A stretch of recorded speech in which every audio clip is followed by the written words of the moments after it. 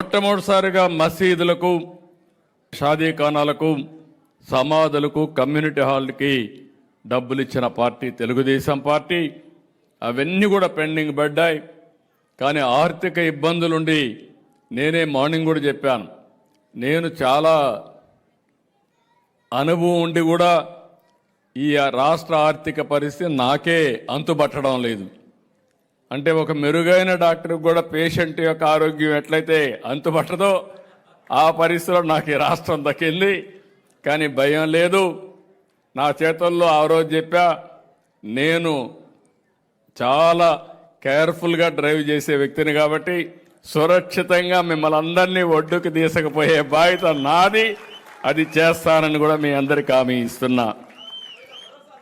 ఆ భరోసా ఉంది. అందుకే నేను కూడా రాత్రింబగుళ్ళో పనిచేస్తున్నా. ఇప్పటికి మీరు చూస్తే ఎక్కడా జరగల. సూపర్ 6 సూపర్ హిట్ చేశాం. అన్ని సంక్షేమ కార్యక్రమాలు ఇచ్చాం. అభివృద్ధి కూడా సూపర్ హిట్ చేసిన ఘనత మనకే దక్కింది.